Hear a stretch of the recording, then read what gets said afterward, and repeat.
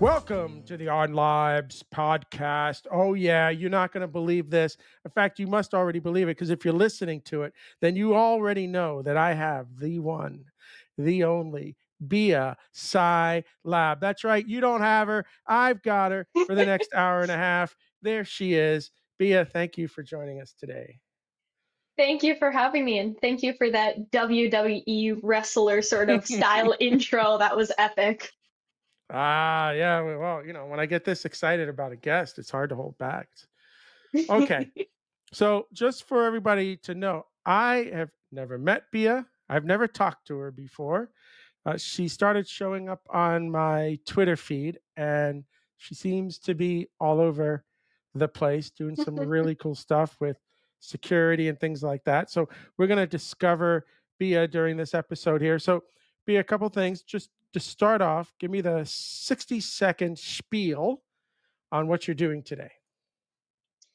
Ooh, okay. So like a bit about like my background and how I started Not and background everything. yet. No, no, no, no. No, no, Okay. no. We're gonna get there. Just Okay, what I'm where is doing today. Bia today? Like this moment in time. Like where is Bia right now today? Ooh, okay. Well, physically, I'm in Austin, Texas for an internship with IBM. Nice. Though I am from New Jersey and I do live there. So I have that going on, which I'm sure we'll talk about. I'm still running my nonprofit Girls Who Hack. Our mission is teaching girls the skills of hacking so that they can change the future. Also talk more about that. Um, I'm currently working on a project related to some cool election security stuff. I'm building an election penetration testing framework as part of my IBM internship, which more about my journey later on, of course. But I've worked in election security for quite a while now. Um, and I'm 17 years old. I have two cats. I think that's pretty cute. I did fencing for 9 years of my life, which is relatively interesting. So I'm good with weapons, though I don't have much strength behind that. And yeah, that's the gist of it. So the TLDR is she's good with weapons. That's all I had to hear. Nice. Okay. So a couple of things just from that introduction. One, even though I live in Miami right now, don't be jealous. I live in Miami. I grew up on Long Island, on the island of Long. And so anytime I hear that somebody's from New Jersey, the question, maybe it's my generation, but the question you always ask is what exit on the turnpike do you live near? Because that would tell me exactly where in New Jersey you're from. Did you ever anybody ever ask you that? Was that ever you never like what No, exit on the turn? actually. Oh, Oh, well geez, do I that's the even know question. this? Hold up one second. Eric, what exit on the turnpike do we live by? We're not even on the turnpike, evidently. We're Well, I mean there's actually we're I mean in it close go ahead. enough to 78 though. I Okay, live like that's what I need to know. right on the edge of Pennsylvania because I'm from Mm, Phillipsburg, New Jersey. So I'm literally a okay. 5-minute drive from like crossing over to another state. Okay, so you're more see that tells me everything about you because you're more of a Philadelphia sort of person than you are a New York. hmm Yeah, yeah, that's the New Jersey thing right there. So I always laugh when I ask that question because I think if you get around my age, people just know like boom, there it is. So now I'm you know what I'm happy that I was the first one to ask you that. Now it's going to happen again. You watch. Oh Are you ready? geez. Okay. Um, a couple things now. I'm going to put you in the time machine. Put you in the time machine. So you already told me you're 17. You're doing this internship at IBM, but I'm going to imagine that you've graduated high school already. Yes. No. Correct. Okay.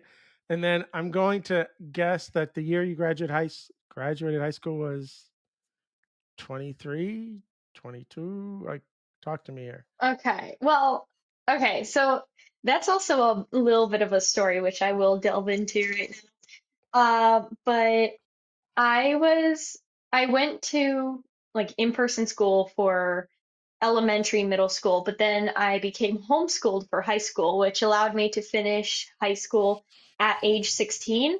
But not only did I finish high school at 16, I finished it basically as soon as I turned 16, which is December 6th. So like not even a month later, I finished that. And my plan was, because I took the high set exam, which consists of 6 different tests. Like there's a history test and a science test and whatever that covers everything you learned in high school. I'm like, okay, I'm gonna buckle down and I'm gonna do one of these tests every month. And then I got a notification that they weren't going to be hosting the HiSET exam in New Jersey anymore after a month. So I had to take them all in 1 month, which was the most intense studying I've ever done in my life. I did cry, I did rip some of my hair out, but it did allow me to graduate high school and ultimately start college.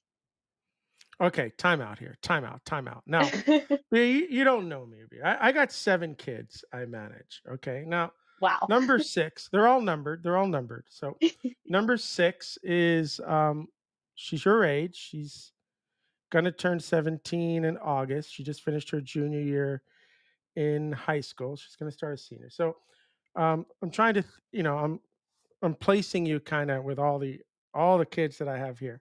So, I'm going to ask you some personal questions now. Were you the one who wanted to be homeschooled, and were you the one that wanted to finish high school early? Like whose idea was this? Because this feels pretty intense to do.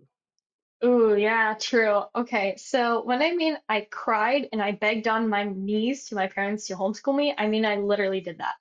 And get this, before I was homeschooled, I had a private school education, which is quote unquote better because you pay more and wear a uniform. But me asking so many questions and working so far ahead of all the other students, my science teacher just ended up saying, well, just Google it if you don't know. And I'm like, then what's your job, woman? What's your job? So I was just so frustrated with that. And my school was closing down anyway. So my parents were going to put me in a different school or a public school. And I'm like, you know what? I cannot deal with that. I want to learn at my own pace and learn what I want to do. And then that conveniently happened, and I became homeschooled for a year right before COVID happened. So when everyone was going online, anyways, I was online. So it all worked out timing wise. Now, in Florida, when they already had virtual classes for high school, so all the curriculum on everything that you had to learn and test was there. So I'm assuming the same was in New Jersey. You literally got to go at your own pace through all the material that would have taken you a year online on whatever that school system was. Yeah, but I didn't do an online school because I know there's a lot of different charter schools and online schooling programs. Um, so the HiSET exam, which is high school equivalency, basically like another version of the SAT, has a bunch of it comes with a giant book of everything you need to know. Like in math, it says, okay, you need to know this in order to graduate high school. So I just went one topic at a time, and I'm like, okay, I'm gonna learn all these things. Once I've mastered them, I'll move on to the next thing. And I essentially made my own curriculum. And like my dad says, you have the entire world of knowledge at your fingertips. So I just found online classes, YouTube videos, different textbooks, and literally taught myself. That's amazing because some of the math isn't that easy to just pick up from books. Like it's some of this stuff is helpful to have an experienced person there I was showing it to part you. of a math co-op group actually, which is a group of homeschoolers that get together with like a teacher to learn. All the other classes I did by myself, but my parents had the same concern. Like math is not one of those things you can easily teach yourself. So my co-op group was taught by a former NASA mathematician. So the math quality was there. And by doing that, I did get to interact with more homeschool kids, along with like I did homeschool theater for quite a while. And homeschool kids are, well, some homeschool kids are what you would imagine, either super duper brainy or live in the woods disconnected from reality. Those are the extremes. And then you have the normal homeschool kids in the middle. I mean, one girl did bring a goat in a diaper to math class, so that was fun. But other than that, relatively normal, just super fun, great teacher.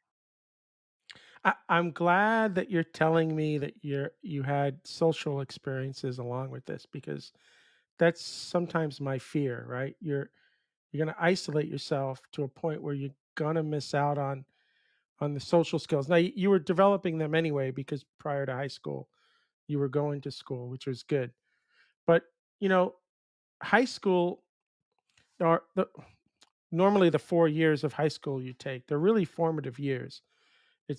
Right, you're becoming an adult, you're taking more responsibility, you're getting involved in more adult social situations plus and the education. So for me those 4 years are like a critical part of your growth as a person. It seems to me you've got the social parts of that, which is great. um, but I love the idea that you just said, the end of the day I need to pass these tests, and um, I'm I know I can do it faster than what's happening right now in school. So I'm just going to do it at my own pace. We're going to get it done, and then you got it done. Essentially, at 16, would that have been like the end of your sophomore year? Like, did you finish almost 2 years early or 1 year early? Just about. I did finish 1 year early, but prior to being homeschooled, I did skip a year. So it balances out. Okay. So I have to imagine that you had a second goal in mind, wanting to finish the high school so quickly. So, talk to me a little bit about what else you were doing. Well, talk to me a little bit about what else. Well, you kind of told me a little bit what you were doing outside of studying, right? You said you had that group, you did some theater, you did those things. But I'm really curious. I'm going to use the wrong word here, so you can correct me here. I feel like what were you rushing towards, right? You wanted to get this high school done. There must have been something at the end of that that you really wanted to do that you couldn't wait. Uh, Work. I mean, I already started, so I'm a public speaker for a lot of events and things.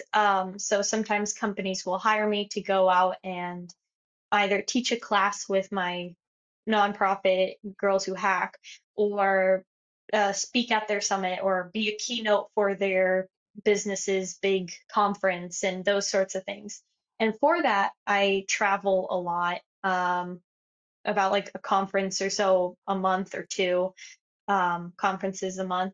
So I'm like, okay, I already have this part of my career growing and I keep getting more opportunities and things. I don't want to have to be stuck in high school and college for so long if my career is already developing at a faster rate than everyone else. So I wanted to just get what's essential out of the way because I mean, I do want a high school diploma and I have it now, and I do want some kind of college degree or college degrees just to be like, hey, I did it.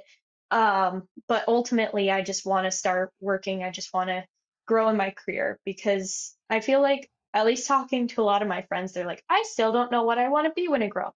And though I don't have an exact set plan right now, I do know kind of what I'm working towards. So I just want to get there faster, you know? No, no, I hear that. Okay, so you said something. I want to make sure I understood it. The nonprofit that you've talked about, that was something you started while you were still being homeschooled and finishing high school, or is that something you did after? No, that's something I started while being homeschooled and such. So I started my nonprofit Girls Who Hack when I was 14, because I noticed not only, and of course it's getting better now, not only is there a lack of diversity within cybersecurity, but especially when it comes to cyber education, a lot of beginner level classes aren't really actually geared towards beginners because a beginner class will say words like encryption or even like hash or something even like server and assume you know what that is already, even though it's for beginners. So I wanted to create a safe, collaborative environment for girls, especially in underprivileged areas, in order to help them learn and grow without feeling like, oh, this is too hard, this is too confusing, this is too much work, and feel like, hey, I can do this too.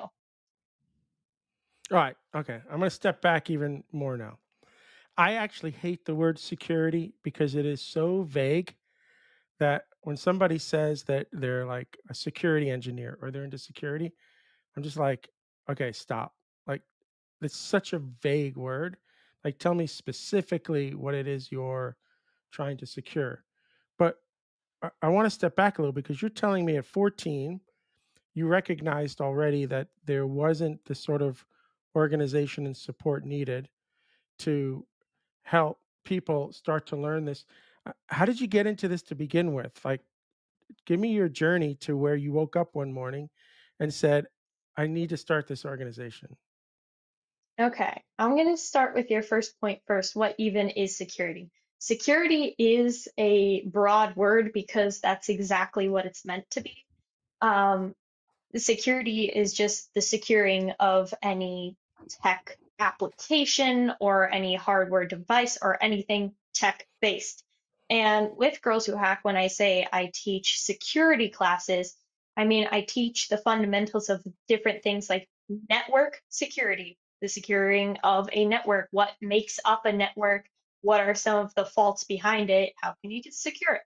Web application security. What is a website? What is a web application just in general? And how can you, what are some attacks people can use against it? What information would people be going after? What would they try to do? And how do you secure it? You can think of anything that's tech based, and I'll usually have a generalized class behind it. Even like my soldering classes, that ultimately those skills can be applied to protecting hardware and learning basics of that. So I hope that answers your question. Like, I use a broad term because I don't want to label all my classes within a box. I want to be able to do anything within the space with my girls. Um, let's see.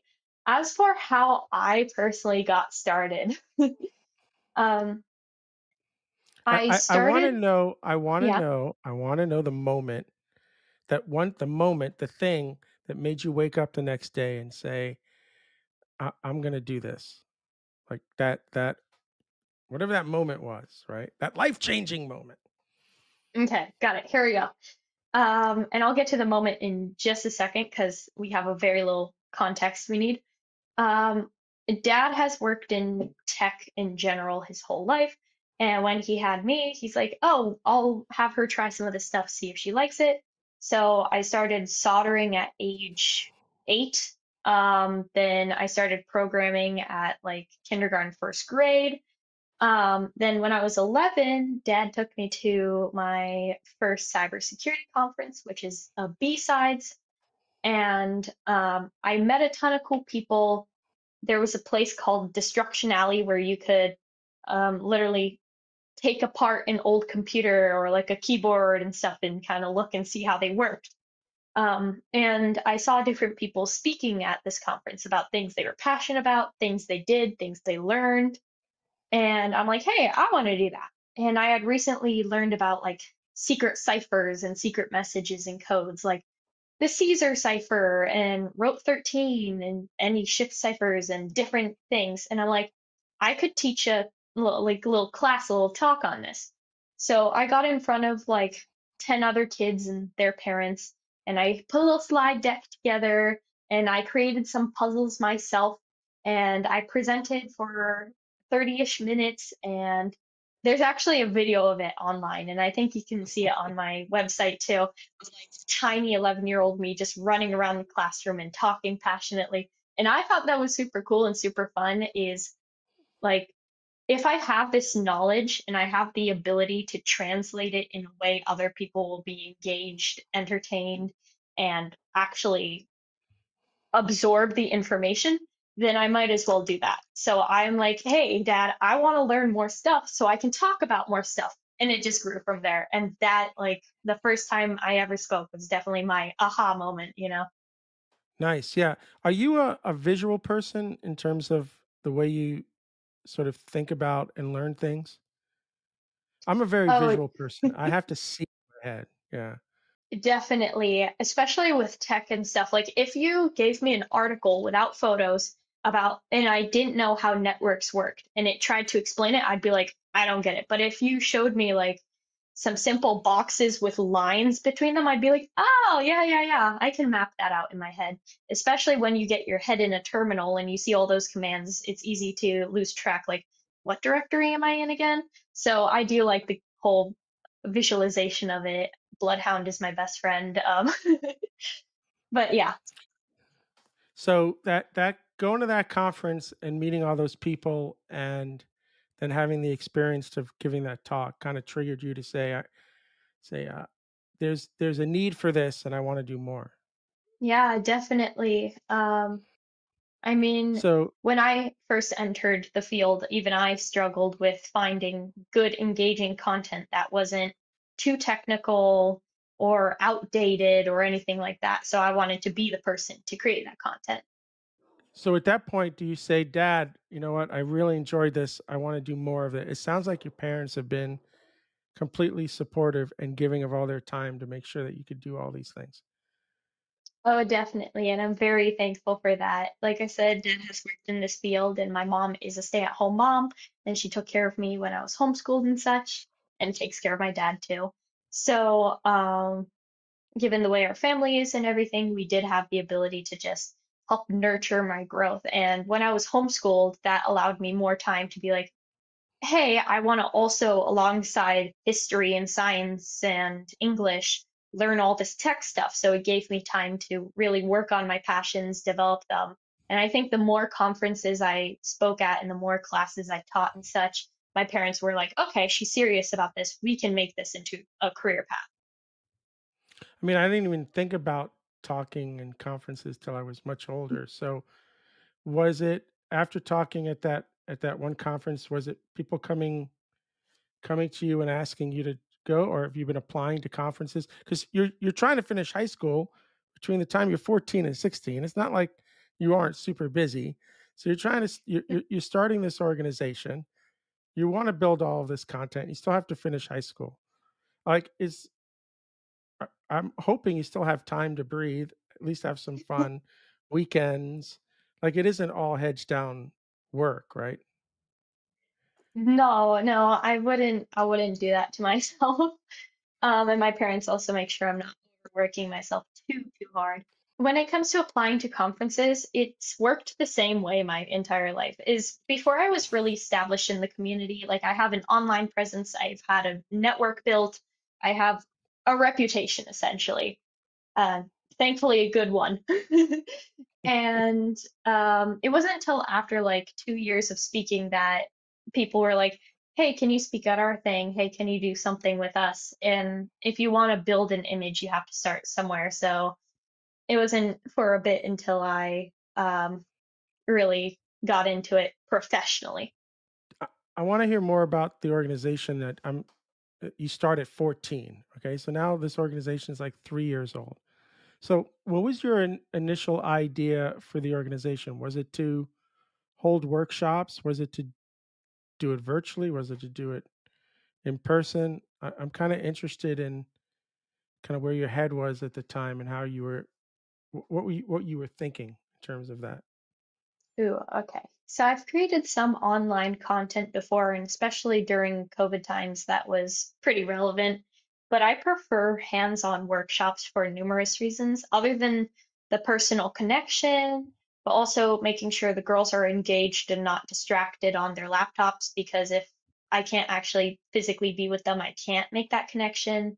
Sometimes it takes even more bravery to speak up when you're on a Zoom call or turn your camera on, as well as when it comes to tech, it being so hands-on, it's hard for me to troubleshoot problems or check in on the girls because normally in an in-person workshop, I can peek over at their computer screens and be like, "You're doing good. Looks like you messed up a little bit. Let's go back and fix that," etc. When it's on a laptop, there's a lot more issues, especially like sometimes the girls have unreliable internet and there's a lot of other factors that play into, and when it comes to course content, like I said, I just want to give girls foundational knowledge that they can build up on top of. My classes are by no means necessarily meant for experts or intermediate people. It's mainly a good refresher for people who already know this stuff, and then perfect for beginners who literally don't know anything. When I mean anything about computers. So I'm for the last, I don't know, 10 plus years, I'm in this sort of workspace. Like this is what I do. I'm a teacher. I teach at conferences. I teach corporate classes, 3, 4 days at a time. Had to switch over to Zoom like you did. I'm assuming once COVID hit and you couldn't be in the classroom anymore, which was a total drag, right? Like I feed off the energy in the room. People are exhausted at the end of one of my workshops and they're always wondering why. And it's not because I overwhelm them with information. It's because I'm sucking all the energy out of the room to keep myself going. You know what I'm saying, right? Right. You need those people there to get you to get you going. But I'm really curious about how your very first workshop, right? It's one thing to say I want to do this, and you give a 20-minute talk here and a 30-minute here. A workshop is a completely different sort of right. I'm assuming your first workshop was a couple of hours long, 2, 3 hours long, right? So you need a lot more material than 30 minutes. You're doing workshops that I won't do. I started from hands-on and I switched to lecture-based because it got so difficult to I want to hear your opinion on this, okay? Because you've got experience with the hands-on. I quit after 2 years doing hands-on stuff. I do kind of master class level lectures for 8 hours, which is insane. But yeah. Well, I keep people engaged. But that being said, my biggest problem with the hands-on was two things. One, people can do an exercise faster than others. And so how do you keep everybody engaged when there's all these different levels? And then even today, I'll push code to people while I'm teaching and they'll bring it on their machines and they're running it. And every once in a while, somebody has a machine that's not working. So now you got to debug that. That stuff's so frustrating for me because I feel like I'm wasting time. I could have used that time to share something. So kind of share with me the strategies that you've sort of developed over time to deal with these situations because you're doing really hands-on stuff and I can't imagine that you don't experience this. So for those who want to do hands-on workshops, which is not Bill Kennedy, um, Bia, how do you deal with this stuff? Okay, so specifically for hands-on regarding laptops, not like lockpicking and soldering and stuff like that, the way that I have my classes structured is the first 30 to 40 minutes is the actual lecture time because studies have shown that kids lose, slash teenagers and even some adults lose focus and interest and engagement after 30 to 40 minutes. That's like the general attention span. So I grab them as soon as their attention span has dried out.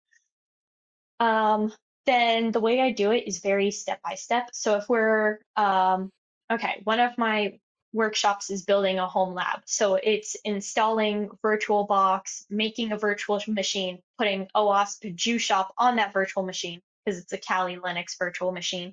So you have all the cool tools and stuff, and then doing some different attacks on OWASP. So the first part is I talk about what is a virtual machine, what's VirtualBox, and then we get to installing it, and then it's time for us to eventually run some commands. So I put the first command up on screen. Obviously, some girls type faster than others, so some of them are going to get through it faster. But I always keep like extra content on the slide that girls who are busy typing don't necessarily need to focus on and listen to. So I have things that break down, okay, what does every part of this code mean? What's dash R? What's dash D? Why is there a semicolon there? Like, so that the girls who finish can look at that. I also have, I usually, depending on the class size, if it's anything more than like 15 girls, I always have a teacher assistant with me who walks around, and if any girl's having errors, they can do a one-on-one catch-up session. And of course, I encourage the girls, like, if a girl who's a fast typer and good at what she's doing and not getting errors, whatever, and someone next to her is a little more behind to like help out and watch over and make sure that the other friend that she has in class can catch up. And then I do a little more lecture and then a little more hands-on. So it's usually like 4 blocks. It's lecture, hands-on, and then a very short cap it off review thing. And another thing I do, sorry, I'm rambling about this, but No, no, I'm no, pretty no, I wanna hear passionate. this, I wanna hear this. This is important. This Another is thing important I, because other people want to do these things and they don't know how, and Mhm. you've got some of the best experience doing hands-on stuff. So, um, you're not rambling at all. I love every minute. Keep going, keep going. Okay, okay. Another thing that I do is active recall has been shown to be one of the best methods when it comes to actual like memorization or just like sticking something in your brain and making it stick. So from time to time, I'll ask sort of review questions to the class. So the girls who aren't still typing can be like, what's the answer to that? Oh, is this the answer? And be engaged that way. So they're constantly thinking and never just sitting twiddling their thumbs. And I like to keep the steps relatively short so that it's easy for everyone else to catch up. It's not like one big chunk and then one big chunk. It's like, okay, this command, next slide, this command. And to ensure that everyone's on the same page, I also say, um, if you run this command, you should get this result. If you don't get this result, let me know. Hit the up arrow, see if you have any issues. If you can't figure it out, let us know right away so that no one gets so far behind and it's like, what happened? It also helps if you're teaching a class and there's a time for like a big like install or update or something, everyone's computers are going to need time. Get everyone to the point before they have to install the whatever it is and be like, okay, we're all going to hit install at the same time. And then we're going to take a 5 minute bathroom break, snack break, see if everything is there. So that's sort of like a checkpoint to make sure, okay, everyone's here. We can continue on. That's Do my you ever general have a knowledge. I love everything you're saying. I think it's yeah. I do some of the same things, but a lot of times with my classes, because I've got a lot of times engineers at 10, 15 years in the industry. I'm constantly saying to them, don't get ahead of me. Don't get ahead of me. Don't get ahead of me. Stay with me. Don't go ahead of me. Right. And sometimes it's hard to stop somebody from jumping ahead of you I mean, you can not share something, but do you ever find so have you experienced situations where somebody's computer just doesn't want to work, or you just get somebody who's really just jumping ahead of you and causing a little bit of disruption? Okay, so first, when it comes to the computers not working, that will always happen, especially since for my classes, we don't use like brand new MacBook Pro 8, 16 Max, whatever. So stuff will happen. If we can't fix the problem, what we do is I generally can kind of gauge, okay, who's the most experienced in the class, who is going fastest, and be like, sit that person next to them and be like, take turns typing commands, help each other out, work together. And usually the girls will be more than happy to work together. I've never had really anyone who's wanted to work ahead on a computer class because it is a beginner course. I mean, you're dealing with people who know how to do this stuff generally. The girls I work with have never touched a computer essentially. So they couldn't work ahead if they wanted to. They wouldn't know what the next step would even be. The only time I've experienced that is specifically with soldering classes. Like I've taught over 800 people how to solder, which I think is kind of a flex. For sure, And you got to teach throughout, me because I'm clueless. ooh, I'd love to teach you. If we ever meet up in person, it's like my favorite hobby is just teaching people to solder. It's really Bia, fun. Bia, you know what I have in the closet? I What? have a PDP-11 kit, Ooh. and it needs some soldering work. I think you got to attach a Raspberry Pi to it and solder a bunch of stuff. So it's sitting in a box in my closet for the day that I can do that. I might have to save it for you, Bia, and we'll have to sit and you'll show me how to solder this thing together. That sounds like a plan. I'd love to do that. Just more of an excuse to meet up eventually. Talk about the soldering again. 800. Wow, that's a lot. Okay, finish that story. I didn't mean to interrupt. You just got Okay. me excited about soldering in my PDP-11 kit that I want running one day.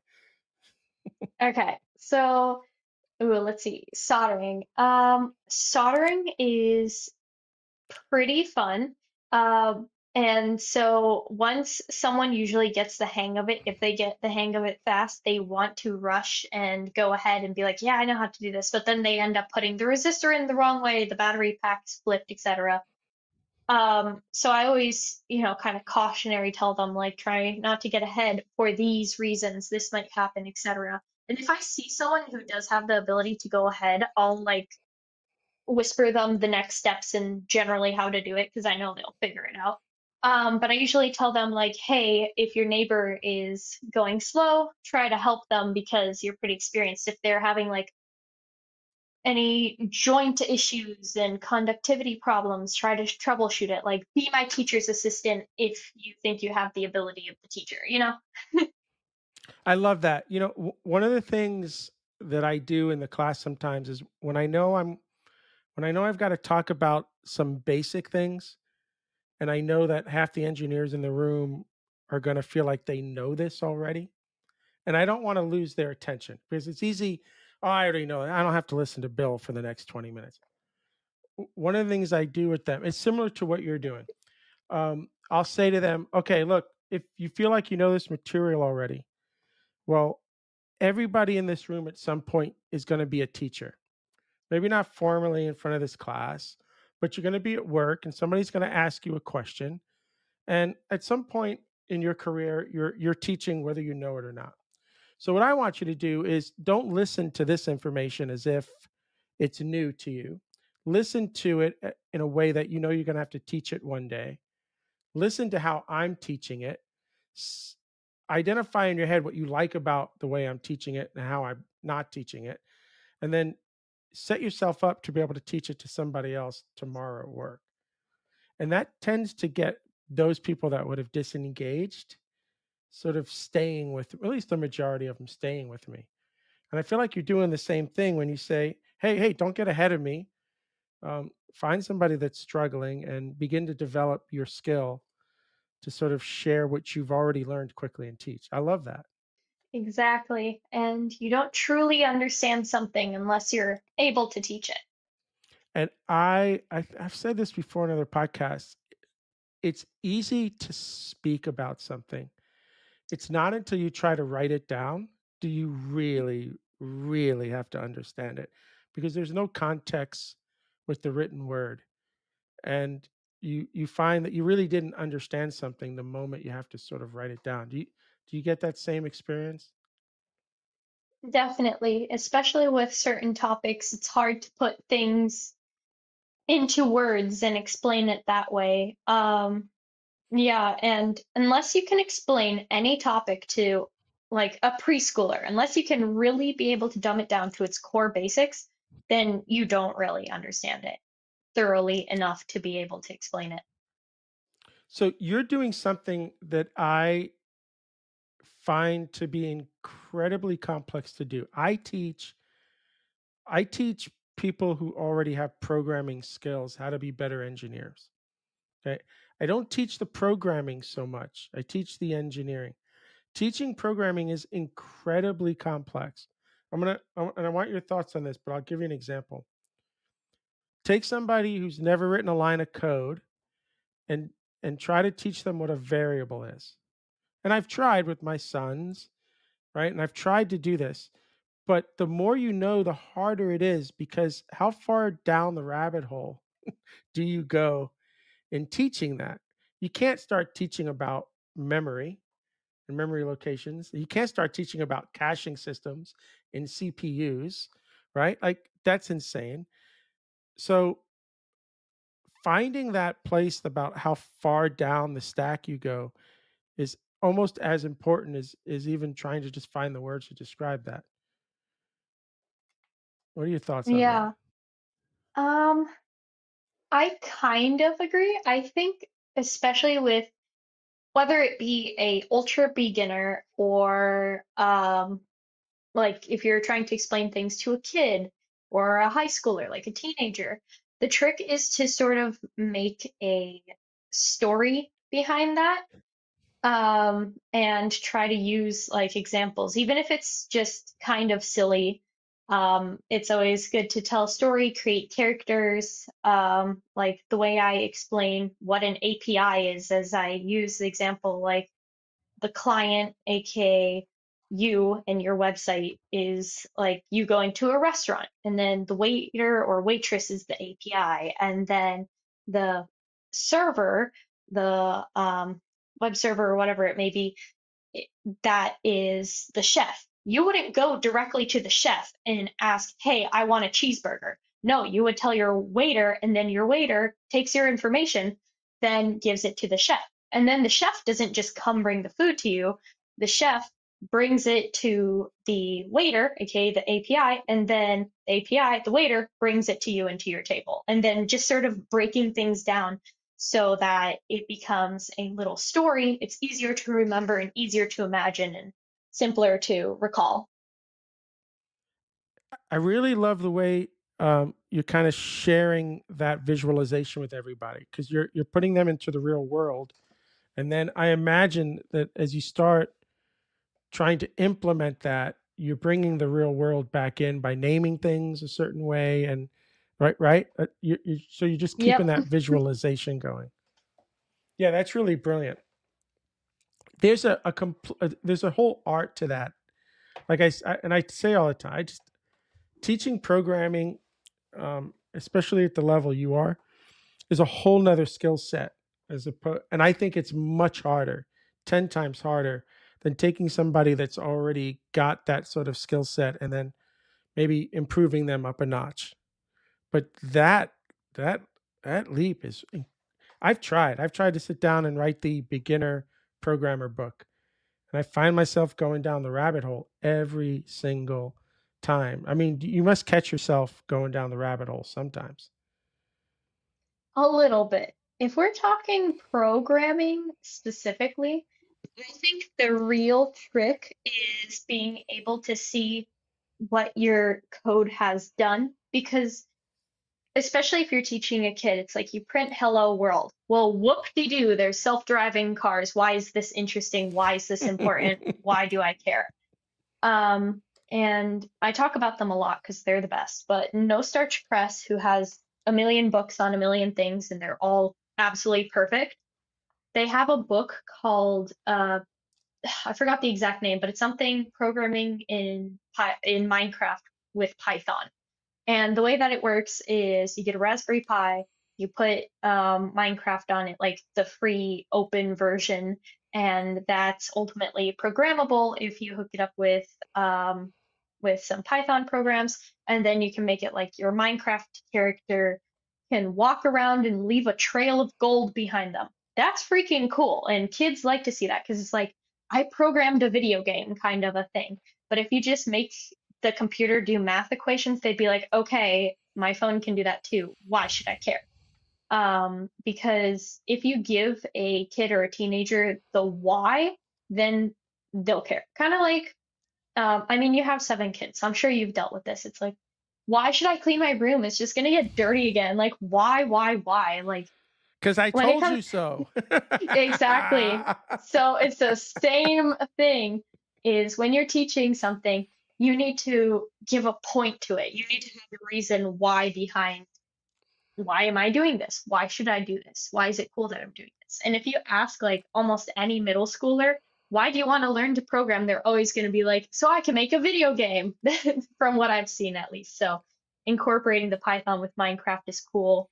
I also taught a baby programming class to like elementary, middle school kids using Scratch, which is just block-based programming language, but it does teach like the basic variable things and then if and statements or if or statements, Um, and then Scratch, the little character, can like move around and you can make tiny games and different things. So being able to see what you created either work or not work allows you to sort of learn um, trial and error and looking for errors, which are just normal developer things, anyways. All right, I'm going to shift some gears here because you're now transitioning into professional work, right? You got an internship at IBM. You're being paid for that, so you can now call yourself a professional engineer. You can. The moment you get that first dollar, you're a professional engineer. So I'm going to share some with you. I'm because you like self-driving cars. This triggered something in my brain, and I got to tell you a very quick story to give you a little context, and then I'm going to ask you a question. Okay, it's not an easy question, or maybe it's easy for you. I don't know. Maybe you've thought about this stuff already. But back in the one of the first jobs I had back in the mid '90s, I worked for a healthcare company. They were a hospice. 5,000 people census. So we had 5,000 people who were essentially written by a doctor that they had 6 months or less to live. This is what the hospice was. And we were building one of the very first patient systems that existed. And the nurses all over the country would use this patient system. So one of the things I was asked to do was to build a little software program that ran on its own DOS machine with a satisfaction fax board in it. And the idea is when the nurse needed anything from the pharmacy, this would send a fax to that pharmacy. Okay, this is pre-internet. There's no internet. There's none of this. It's phone lines and fax machines. Okay. So I built this thing and we installed one of these in every satellite office all over the country. And it worked. Now, here's something that was interesting. About 6 to 8 months in, these cards that sent the faxes would start to burn out. Just burn out, just from electricity, heat. I don't know what it is. And the moment they'd start to burn out, they got flaky, right? But I was able to identify when this started happening, and I would report it on a screen. And the idea is I told every IT person in every office to have a closet filled with these cards. So it's a long weekend. It's like a Friday. I get a call from somebody in one of the satellite offices. Bill, I'm getting this message on the screen. And I say, yep, your card is starting to fail. You need to go replace that. Do you have any extra cards? They tell me, yeah, we've got them. I said, good, go. So I go home. I come in like Tuesday morning and I'm called into the director's office and I'm told that a patient died over the weekend because a fax didn't go out and they didn't get the oxygen or something that they needed. And I'm feeling like you can imagine how I'm feeling, right? Because here's a piece of software I wrote that failed, didn't do what it was supposed to do, and this particular person didn't get what they needed, and now they're dead because of this tech. And for 3 days, I felt horrific until I sort of woke up one morning and realized, I did everything that I could here. I identified the problem, I reported it, I had a conversation with someone, they knew what to do. That obviously didn't happen, and that was the end result. Like, what more could I have done from a software perspective to have prevented that from happening? Now, I, that happened 30 years ago, and I'm still thinking about it today. So, from that context, when you mention self-driving cars, what I always have in the back of my head is this idea: you are responsible for the software you write. I truly believe that. So, my first question to you is: do you have that same sentiment that you are responsible for the software you write? And therefore, if you are responsible for the software you write, then are you also responsible for the things that happen when that software is doing well and when it's failing? It's a heavy, heavy, heavy, heavy, but you're entering the professional world now. Here's my favorite quote, Bia, before I have you answer it. The work we do as engineers, we have people's lives at risk and we're not licensed to do our jobs. A doctor is, but we're not. And people's lives are at risk almost equally at this point because every piece of tech we write touches somebody in some way, maybe not physically, but mentally. And so I take that idea seriously of you're responsible for the software you write. Okay. So I've laid all that out. I'm really interested if you've thought about any of this stuff at all and kind of where your head is on these things. Okay. When it comes to, I have two different answers to sort of the question you asked and one you generally mentioned. But when it comes to technology that whether it like directly affects human beings, like the stuff you were working on, or even if it's indirectly affecting human beings, there's always going to be consequences. There's always going to be bad things. If I use social media as an example, it's causing horrible mental health problems. It's causing kids to, like new kids, Gen Alpha, to have a lot of emotional issues and anger issues. It's causing the rate of suicide to go up. It's causing a lot of bad things. But it's also allowing families to connect in different ways. It's allowing people to form communities. It's like causing all this good stuff as well. I feel like for every action, there's an equal and opposite reaction. So even if you try to do something good and you try to do something positive, there's going to be something negative. There is no perfect program, even in its simplest form. So there's always going to be that air of caution you need. And that flows into the question you asked. It's like, it's your product, it's your responsibility. For the most part, and usually, it also depends where you work and what you do. Yes, but yes, but you are also human. So the first thing is human error is going to be there. You are never going to be, like, ever. It's impossible to be an expert, an actual expert in anything because especially tech, it's changing and it's developing constantly. Not only, even if you build the most quote unquote secure piece of software ever, a new attack is going to come out the next day, or the operating system your program is being hosted on has vulnerabilities, or some other outside issue could affect it as well as you just having errors in it. The best thing you can do is, like you did, sort of give disclaimers and give a plan like, hey, there's this issue. This is how you fix it.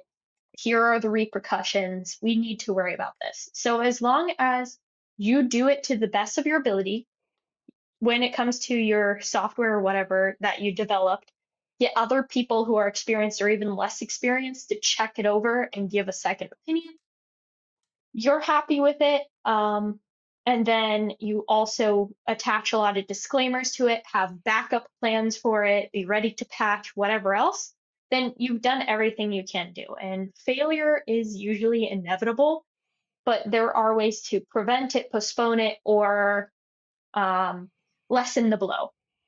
Okay. Good. Good. Yeah.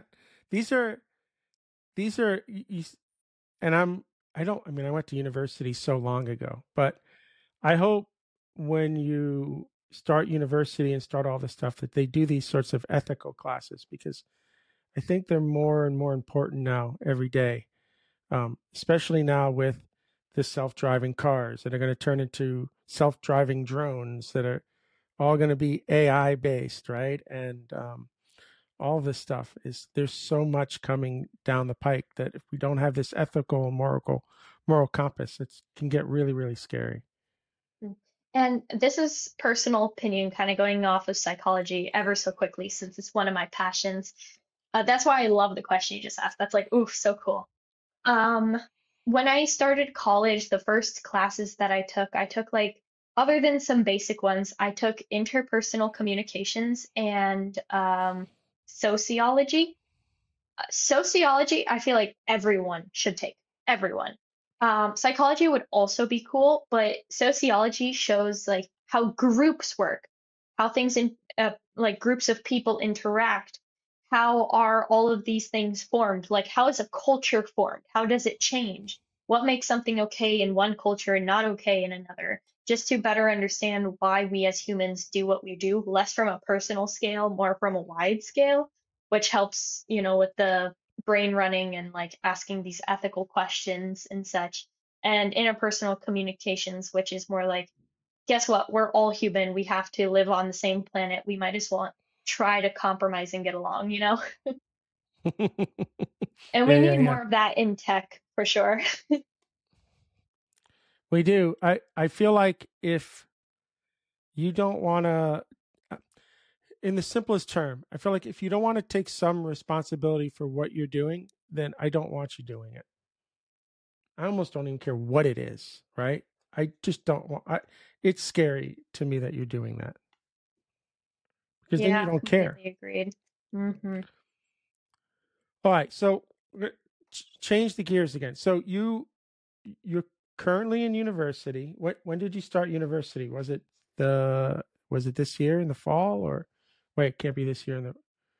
When did you start university before my brain shuts down at so late in the had to be fall of 23 or fall Yeah, of 24? Okay. fall of 23, I started going to community college because one, I was still 16. I basically just turned 16, so I wasn't gonna like move away or commit to anything yet. Though I do know I want to do something in cyber, I wasn't ready to commit to a college or a career path just yet. And just in general, college is a lot of planning, a lot of prep, a lot of moving. Obviously, it's expensive too, so it's better to get some credit classes before you go. And then, like, I didn't even have a high school experience. I didn't want to throw myself into a college environment right away. And community college was great. I think it gave me a high school experience minus super strict teachers because you can get up and leave whenever. You can go and use the bathroom. I don't want to have to ask to use the restroom. That's ridiculous. But, anyways, it gave me a chance to socialize, learn the classroom environment, and ultimately decide that with my career path and such, I am going to go to college, but I want to do online college for numerous reasons. One, I travel a lot for work, so I don't want to have to move to a campus and worry about going to in person classes. Two, I can take on more classes and finish faster without like commute issues. Three, the cost is going to be lower. And then four, and this is a big one, I'm not really the college frat party type. And of course, at a college, you'll make friends who are your general type of people. But I'm already doing that at conferences. I'm part of a lot of clubs, a lot of different groups, just generally socially. I have a lot of friends already. I will constantly make new friends as I travel more and do more things. So if the social experience is the only reason I'm going to in-person college, I'd rather stay, finish college in a faster, shorter amount of time, and then be able to do the same sort of thing I did in high school, which is get straight into my career. And now, oh, okay, I have a question, but I need to ask this one first. So tell me how the IBM internship came about. Ooh, okay. Long story, I will make it short.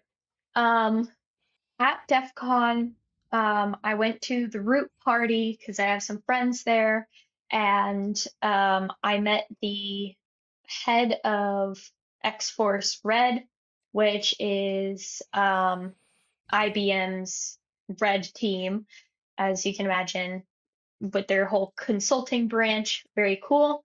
And he's like, "Hey, you're pretty cool. We have an internship program. I'll get you through to the interview process and maybe you can apply." And I'm like, "That would be amazing." And I'm also friends with one of the guys who originally founded it. And he's like, "Yeah, you should apply to interview." And then I went through the interview process like everyone else. I think over 1,000 people applied and only like 12, 15 of us made it. And I went through the interview. It was half personal, half technical, like any technical job interview. And I made it through, and here I am. Is this a you got to go to the office every day internship or is it remote? Have to go every day to the office, and my homeschooled butt is not ready for this wake up at 7:30 in the morning thing and go to work and wear business casual. That's not my vibe. I like working on my own time. I like working when I feel productive and then doing other things like cleaning when I don't feel so productive. This, I'm really in a schedule, but I'm working with it and it's pretty darn cool so far. Yeah, don't show me how excited you are about going into the office, because I can see in your face like, but, so then this internship, is it near home in New Jersey, or you had to go and you're living sort of away right now to do this internship? I'm living away right now. I'm in Austin, Texas, aka the Oh, least that's right. You Texas told me part that. of Texas. Yep, yep, You yep. told There me we that. go. Right. Okay. So The how old is man that? It's brain. just, yeah. No. You have no idea. I'm aging out, Bia. I'm so happy that you're here to take the mantle. Um, is this the first time you're really living on your own, away from your parents? I am Like not if you alone. could see the video, well, yeah, I heard you yell at Travis or something. So I know you're not alone. Eric. Yeah, yeah, yeah. Eric, Eric. But Eric's my dad. Oh, And I live okay, with him here because okay. I have my driver's permit, still don't have my license. I'm states and states and states away from home on my own, on my own for the first time. It would not be very wise for me to actually like live alone and stuff, especially since I need to get to the office somehow and I need someone to generally take care of me. I mean, I'm still just 17, man. Most of the other people in the internship are in their mid 20s, so I'm there like, oh. But yeah, my dad's here with me and helping me out. Yeah. And this is for the summer, this internship? Yeah, it Nice. started in at the end of May and it finishes mid-August. So it's just a few months, but it's rather intense. No, but it's amazing experience too.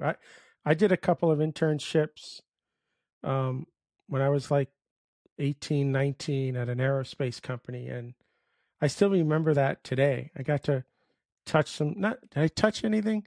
I got to go in an F-16. It was Grumman Aerospace. So I got to go in an F-16 simulator. I almost threw up, by the way, in the simulator. I'm not proud of it. Yeah, the guy said, we're coming up to a mountain, so we're going to invert when we go down. I said, whatever, do what you want. He inverted, and I almost threw up. Um, it was a really cool experience. Like it always sort of stays with you, and it's your first, I want to say, real job, right? Where you're working for, and a big company. IBM's a great company. So you're working on some cool stuff there. So I'm glad you did that. I mean, that's really cool. I'm kind of curious. I have to ask. When you were going to college, live classes, and now you're in this internship, um, do people? You must notice this, right? Does everybody sort of take a step back when they first meet you, and they see how young you are, and they're like, why are you here? Or everybody just tries to pretend that you're not there. Like, I'm kind of interested in that dynamic. You must get it a lot, right? Oh, geez. Okay. In college, everyone was taken aback, but they were pretty cool about it. They were pretty nice. They're like, you know what? You're pretty cool. You can still hang out with us even if you're a little younger. So that was nice. I made some great friends like Sarah and Dakota, who sort of took me under their wing as their little sister. As for here, especially since it's a competitive corporate environment, there's a lot more like on the line, a bit more tension for sure. And since these people have been in the tech field for longer or have done tech classes in college and have more internship experiences, like one girl has had like 6 internships at this point. Technical ability wise, I am at the lower level in the class, and age-wise, I am the youngest one there. So there's a few setbacks, and the kids are relatively nice, but I ended up working on a solo project now anyway, so it's not like I'm with a team. The boot camps are more individualized, so other than just interacting with them socially, it's not really, it's more like work friends than anything more. Well, it's not going to last very long. Time moves incredibly fast. So before you know it, you're going to be the oldest person in the room. Trust me. Oh, I don't scare me like mean, that. I've got years. Bia, I got the opposite problem. I'm 55 years old. I walk into a room like everybody's 25, maybe 30. I'm like the old man in the room. Yeah, but you're going to get there too. I mean, you're going to remember Bill said the day you walk in the room and you're like the oldest person. It could be like you're 32. It doesn't have to be, you know, my crazy age. But you're gonna remember. I want you to remember, Bill, that crazy old man that interviewed me said this was gonna happen. Here it is. It felt like yesterday when I talked to him. Yeah, and then I'm gonna be like, gosh darn it, wherever you are now, Bill, who's you? I'm gonna be asking you for a job just to push a broom because it's nobody's gonna hire me. Right? That ends up becoming the fear at some point as you get older. Like you're already building a brand. Like let's have a serious conversation with that, right? So like you're building a brand at such an early age. I didn't even start what you've started probably until I was in my 40s in terms of starting a brand and social media and all that stuff. And I feel almost today that in the job market, especially where we are right now, the job market is really difficult for tech right now. Elon Musk decided to fire half of Twitter last year, and Twitter didn't shut down. So you know what happened on every other company that has a board, right? Everybody sat around a table and said, "Well, if Elon fired half his employees and the company didn't go down, we should be able to do the same thing." We ended up with 100,000 engineers out of work, right? So it's a really scary thing. Um, and so right now, I feel like if you're an engineer and you're getting into your 50s and you don't have some sort of brand, and now we're competing and you're competing against, like it's kind of scary, right? So I have a joke where I'm like, "B, I need a job. I'll just push a broom." But sometimes I'm like, I better make friends with everybody because you never know. Uh, but man, you're just starting out, so it's beautiful, and you're already in IBM, which is absolutely amazing. But, but, but, but now I'm gonna ask you some really tough questions. I haven't even got the tough questions there yet. So you're finishing your first year of university. You've got your first internship under your belt. I'm really curious, sort of where your head is. So let me just say it this way, so I can ask the question the right way. The normal path is a 4-year cycle from the time you start high school. So everybody starts high school in ninth grade, you and your peers. You're supposed to graduate 4 years later. Then the next 4 years, you do some sort of trade or university. And then the next 4 years, you're all competing sort of for those first jobs. And so for in that sort of 12-year, 3-year cycles, right? If you fall off that at any point, you sort of start to um, lose ground with your peers. It's really a forming sort of 4-4-4 sort of thing. So you're starting, you kind of finished the first 4-year cycle already a little early. You're just starting the next 4-year cycle because you just started university. So I'm really sort of interested, and this is going to change obviously because as you do more university and do more internships and meet more people, your interests are going to change. But kind of what are you thinking right now in terms of where you see yourself at the end of this next, even if you finish this 4-year cycle in 3 years, okay? Just stay with me on my timetable. Where do you see yourself right now when you get through this next sort of cycle of education internship? But where's your head at right now? What do you want to do? Okay. That was a very long-winded way of saying what do you want to be when you grow up. Let's Well, see. I don't know if I want to ask that question. I'm not, I really kind of want to know short term. Are you looking to work at a big company like IBM? Are you thinking about you want to do a startup? Do you have ideas around product already? Are, are you doing what you're doing right now because you want to get to this next thing? It's not really what you want to grow up. Like, kind of really curious where your head is there. Okay. So going along what we were talking about earlier, it's all about branding. When you work professionally in any environment, whether that be with a corporation on your own freelancing, for a huge company, for a small company, you are the product that you are selling to everyone. You try to get as many certifications and as much experience as you can so you can sell yourself. You try to make yourself look unique in order to be marketable. right? You're the product. So my sort of goal is to make me the most appealing product. And I think the way to continue to do that is, since tech is growing and adapting constantly, at an exponential rate, being able to grow and adapt as well. So, with that being said, where I see myself in a few years, in the next 3 years, my goal is definitely to have graduated college, be done with college. I'm done. Because I really want to get through that. As for like first job, sort of what am I doing? Right now, and a good reason why I'm in this internship is I want to be a sort of jack of all trades. Because if you are super hyper focused on one thing, like this is my one main skill and this is all I focus on, for all you know, that skill set could disappear and you won't need that anymore, you know? Or maybe there's more new young people who can take that job or something. So having skills in multiple areas can allow you to grow with the times as well. Um, my general skill set that sets me apart from everyone else is not my technical ability, because I've met a lot of people who can grind on a computer for 12 hours a day, no breaks, monster energy on the side, and I'm not that kind of person. I love being on a computer, but I also love being in front of people and around people. So I want to work in a job in which I'm either doing something along the lines of consulting, whether that be consulting for IBM or even starting my own consulting firm abroad, since there aren't many in certain places in Europe and like South America and such. So if there's no market, let's create one.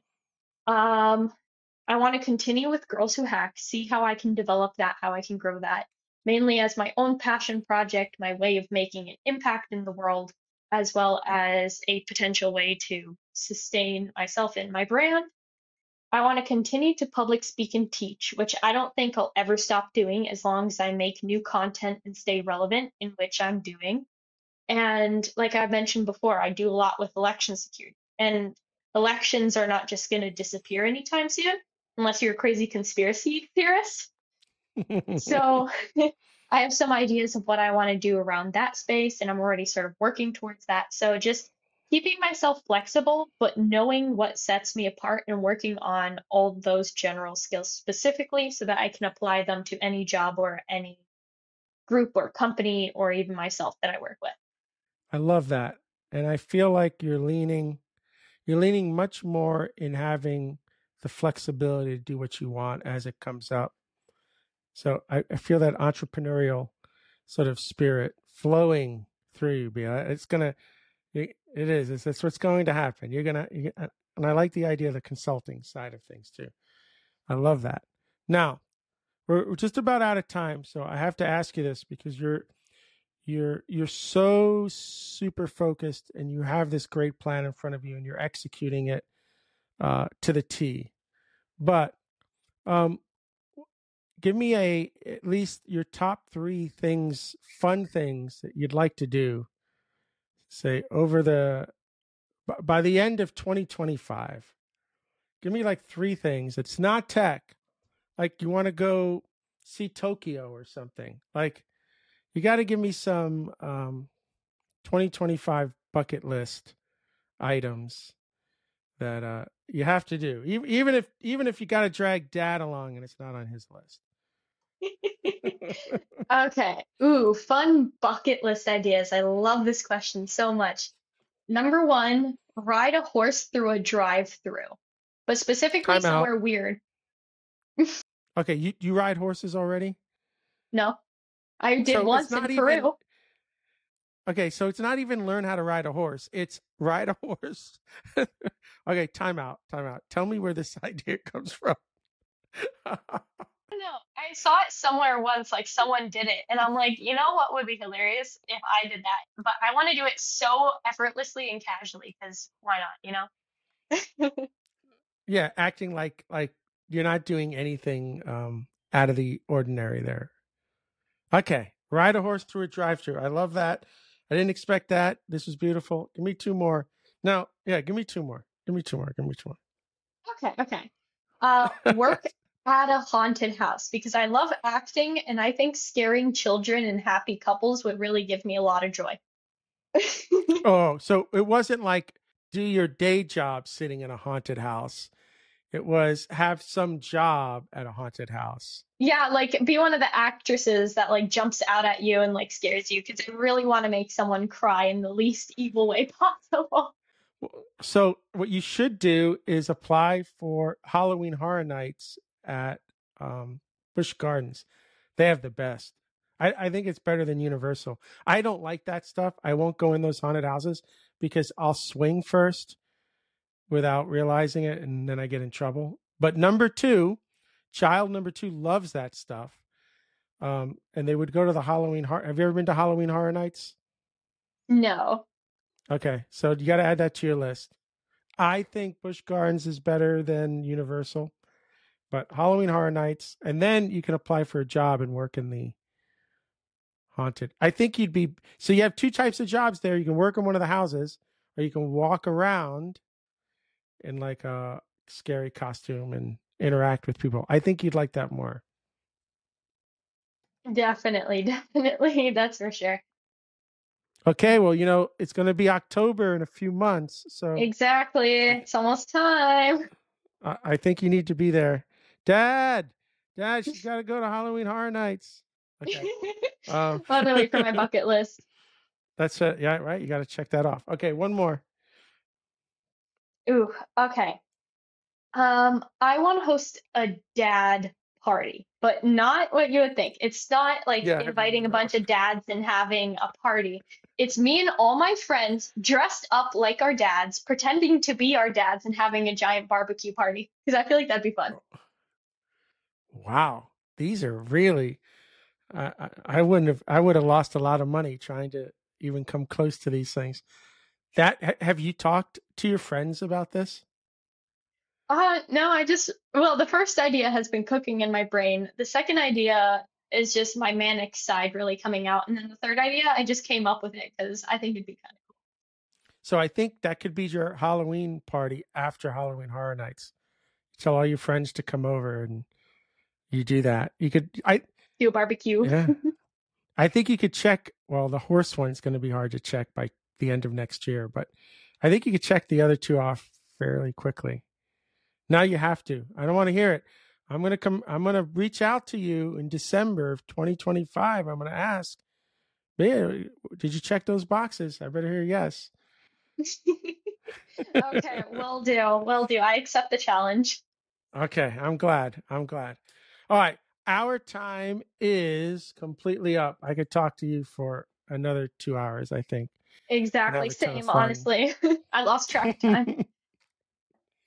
It's unfortunate I don't run in the same sort of conference circles as you do, but if you ever end up in Miami, Fort Lauderdale, or even Tampa or Orlando, you have to send me a DM and let me know because those are all easy. Well, obviously, I live in Miami, super easy. Um, Tell your dad that you need a vacation in Miami, and my wife and I will take you around and show you all Miami. I think you'll love it. It's a cool Ooh, place. sounds fun. And I do go to That's. Florida rather often for conferences, so you'll be seeing me. I think you were in Orlando recently, weren't you? Yeah, for a conference with Cyber Florida that they were hosting. So yeah, All right, you got to let me know next time you're in not Jacksonville. That's too far, but some of the other cities. Maybe I'll have time. I'll drive up with my wife and we'll meet. It will be cool. sounds perfect. All right, Bia. I really thank you for sharing all this with us, and we'll add this to the show notes. But if anybody listens to this and then wants to sort of get in touch with you, ask you a question, right? What's the best way for people to reach out? So I am pretty darn active on Twitter, X, whatever you want to call it. Not very active on Facebook, but I have that. No one actually really uses it except for like family. Instagram and Mastodon. So BiaSciLab, that's my hacker handle and my work name and whatever. They can find me, they can DM me. My DMs are always open and be like, hey, I want to get in touch. They can also email me, biascilab@gmail.com. And then they can obviously reach me through my BiaSciLab.com website. So just find BiaSciLab on some platform and message, and I will respond in a timely But not manner. TikTok. You're not doing any TikToks. I No am ticking and not doing talking. I am not doing TikTok yet. I have a general thing against that. So, there's that. And then if you That's can fair. also in the show notes maybe put a like thing about like girls who hack because I mentioned it before, like maybe a link to the site and be like donate here, help support, etc. For sure. We'll add all that stuff to the show notes for sure. I just threaten my kids with doing TikToks every time they don't want to listen to me. Don't you better listen. I'm going to jump on TikTok. I'm going to do that. I I'm would going to tick that fully talk. support your TikTok career. I would fully support it. It'd be so Ah, fun. that's going to be I got this domain. You know the when the I don't know if you know when the DEV or the dev TLD came out. I got retired.dev. I've got that domain name. So I'm just waiting to be able to retire. And I'm going to be the retired dev right there. And that's where I'm going to start putting my TikToks right there. Oh, that is amazing. All right, we gotta sign off. So this is Bia and Bill Kennedy with the Ardan Labs podcast signing off and hope to see everybody again real soon. Peace out.